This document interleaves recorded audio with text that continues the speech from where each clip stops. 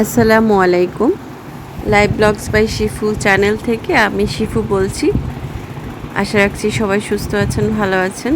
কাছে কিংবা দূরে যে যেখান থেকে আমার ভিডিও দেখছেন না কেন আন্তরিক শুভেচ্ছা জানাচ্ছি। আমি চট্টগ্রাম থেকে বলছি। আমরা আলহামদুলিল্লাহ ভালো আছি। আজকে অবশ্য প্রথমেই ভিডিওর শুরুতে আমি একটুখানি আপনাদের সাথে যে কথাটা শেয়ার করতে চাচ্ছি সেটা হচ্ছে আমরা সম্প্রতি জেনেছি যে মামহিরা আপুর আব্বা ইন্তেকাল করেছেন। আমরা সবাই মিলে একটু তার জন্য দোয়া করি যেন আল্লাহ তাআলা তাকে জান্নাতবাসী করেন।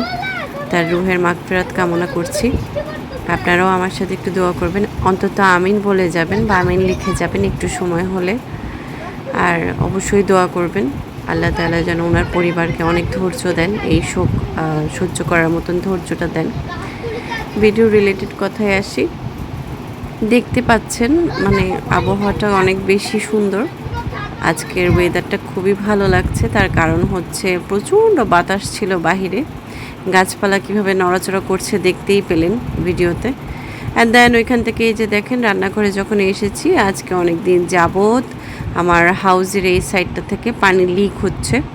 আমি ঠিক ধরতে পারিনি কেন হচ্ছে, তবে যত সম্ভব বুঝে নিয়েছি যে হয়তো পুডিং উঠে গেছে, যে টাইলসের মাঝখানে যে পুডিংটা দেয়া হয় হয়তো সেটা উঠে গিয়েই আমার রান্নাঘরের পানি লিক হচ্ছিল। আমার এই যে এখানে পানি ফেললে মানে হাউসের বাইরে পানিটা চলে এসে আমার রান্নাঘর ভিজে যাচ্ছিল। আমি দেন ওইখানে পুডিং লাগিয়ে দিই, মানে যেটা সাদা সিমেন্ট বলে। আমি সাদা সিমেন্ট আর পুডিংয়ে তফাৎ আমি জানি না, আসলে তফাৎ আছে কি এক জিনিস বলতে পারি না।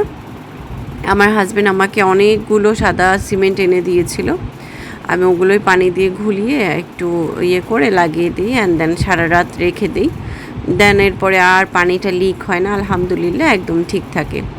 সেদিন হঠাৎ করেই মানে বাসার বারান্দায় আমি যে লেবুর বিচি থেকে যে আমার যে লেবু গাছের চারা জন্মেছে এবং ভালোই বড় হচ্ছে গাছটা, তবে প্রচুর পিঁপড়া ধরে যাচ্ছে। বিরক্ত লাগছে পিঁপড়া দেখে, কিন্তু পিঁপড়া নাকি আমাদের হাদিসে আছে, কোরআনে আছে, মারতে হয় না, তাই মারতেও পারছি না।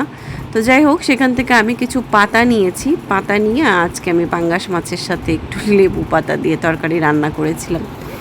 ভীষণ খেতে ইচ্ছে করেছিল একটু ডিফারেন্ট কিছু। সব সময় একই জিনিস খেতে খেতে খেতে আমার আর ভালো লাগছিল না, তাই একটু চেষ্টা করলাম যে একটু ডিফারেন্ট কিছু খাওয়া যায় কিনা। তো ভালোই লেগেছিল। সেদিন আবার সন্ধ্যার দিকে একটু বাইরে গিয়েছিলাম ওই যে একটু টুকটাক হাতে টাকা আসছে, বাচ্চাদেরকেও একটু কিছু কেনাকাটা করে দিলাম।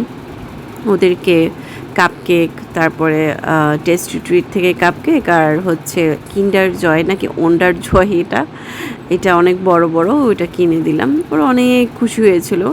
আমি সবসময় চেষ্টা করি মানে আমার বাচ্চাদেরকে, ওরা মানে যখন আমার কাছে কোনো কিছু, ওরা যদি ভালো কাজ করে আমি চেষ্টা করি আমার বাচ্চাদেরকে সেই হিসেবে পুরস্কৃত করতে।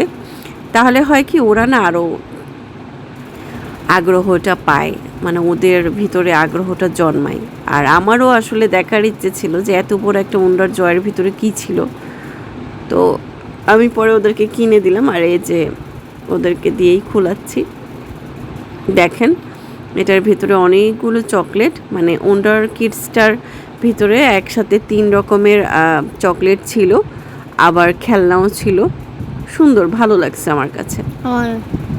আর কাপ কেক কিনে দিয়েছিলাম। আমার বাচ্চারা একটু কেক পছন্দ করে, একটু বলে একটু পছন্দ করে, খুব বেশি আবার না, মানে মাঝে মধ্যে খেতে চায়। তাও পুরাটা খেতে পারেনি, জুঠা করেছে।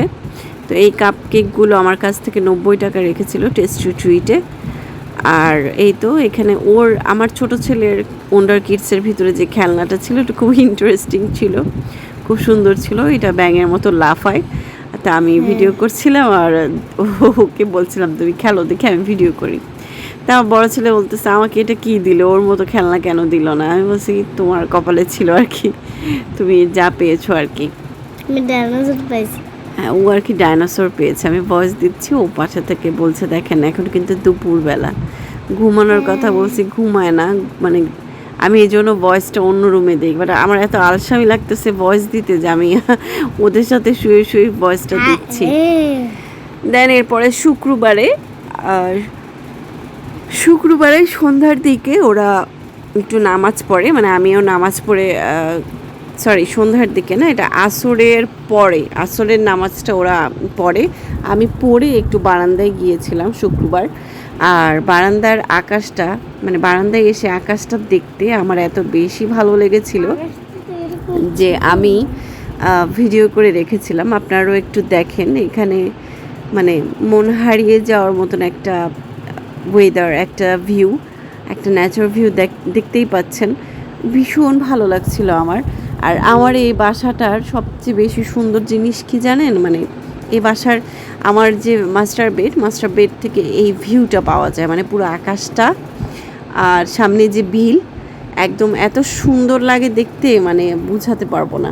খুব সুন্দর লাগে খালি চোখে দেখতে। মোবাইলে তো আসলে এতটা বোঝা যায় না, মোবাইলের এসব ভিডিওতে তো আসলে এতটা বোঝা যায় না। আর এই যে সূর্য ডুবে যাচ্ছে, কি সুন্দর লাগছে ওই জায়গাটা। আমার খুব ইচ্ছা ছিল আমি একটু মানে ইয়েতে চলে যেতাম, মানে উপর দিকে চলে যেতাম। আমি তো এখন বর্তমানে 4 তলায় থাকি। আমার খুব ইচ্ছা ছিল আমি আরও বেশি উপরে যেতাম, 7-8 তলায় চলে যেতাম যদি, তাহলে ভালো হতো। ওইখান থেকে ভিউ দেখতে আরও বেশি সুন্দর হতো। বাট ওই যে অনেক সময় লিফট অফ থাকলে, অনেক সময় কারেন্ট না থাকলে, আমাদের এখানে কিন্তু জেনারেটর নেই, জেনারেটর এখনও লাগায়নি। এটা একেবারেই নতুন বিল্ডিং, এখন পর্যন্ত জেনারেটর লাগানো হয়নি। তো যেটা বলছিলাম, যদি উপর দিকে চলে যেতে পারতাম ভালো হতো, কিন্তু ওই যে মাঝে মধ্যে লিফট অফ থাকলে। আর এখানের সিস্টেম কি, মানে আমি যে এলাকাটাতে থাকি এই এলাকাটার সিস্টেম হচ্ছে দুপুরবেলা আপনার 2 ঘন্টার জন্য লিফট অফ রাখবে, মানে অফ থাকবে, আর 12টার দিকে লিফট অফ করে দেয়। তো বিষয়গুলো একটু মানতে কষ্ট হয় যে আমরা তো সার্ভিস চার্জ দিয়ে ভাড়া দিয়ে থাকবো, আর এগুলো মেনে নিতে হবে। আর কিছু করার নেই, এটা নাকি পুরো এলাকারই সিস্টেম। মানে আমি যেই আবাসিকে এসেছি এই আবাসিকের সিস্টেমটাই এটা। তো এই আর কি, এই তো আমরা এখন বের হয়ে চলে যাচ্ছি। এটা চট্টগ্রামে এখন ম্যাক্সিমাম জায়গাতেই মেলা বসে, মানে মেলার কোনো শেষ নেই। ঘুরে ঘুরে ঘুরে পুরো চট্টগ্রাম শহর জুড়ে মেলা হচ্ছে। তো এবার মেলাটা কাছেই বসেছিল, 2 নম্বর গেট, তো ওখানে চলে যাচ্ছিলাম। আর ওইখানে মানে চিন্তা করেছিলাম আপনাদের জন্য খুব সুন্দর একটা ব্লগ আমি উপহার দেব, মানে চট্টগ্রামের এই 2 নং গেটের মেলা নিয়ে আমি একটা ব্লগ করব। বাট আনফর্চুনেটলি মানে সেখানের যে অবস্থা, মানে এত ভিড়, এত গ্যাঞ্জাম, এগুলোর জন্য আমি আসলে ভিডিও করতে পারিনি। যেহেতু আমার বাচ্চাগুলো ছোট, ওদের হাত ধরতে হয় আমার, আর আমার ব্যাগটাও আমাকে সিকিউরলি হ্যান্ডেল করতে হয়েছিল, সেই জন্য আমি আসলে ভিডিও করতে পারি নাই।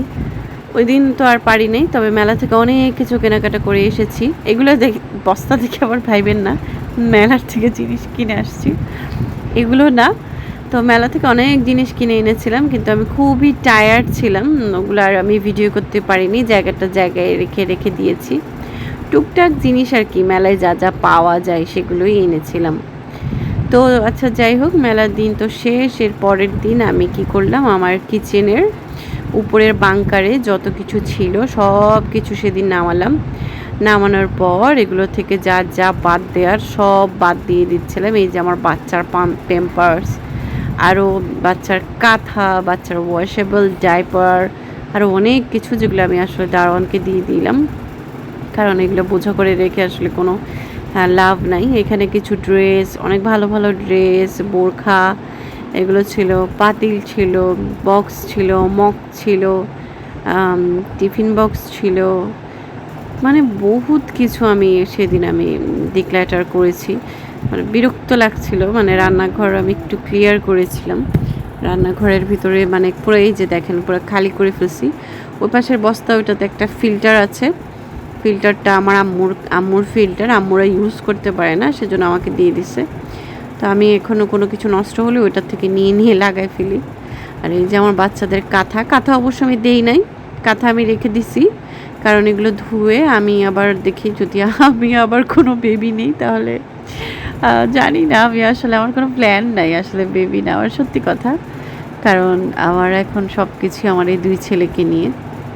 তারপরেও আল্লাহ বলেছেন ভাই বোন, অনেক বেশি ভাই বোন হওয়াটাও নাকি নিয়ামতের। জানি না আসলে এখন পর্যন্ত উঠে দাঁড়াতে পারিনি।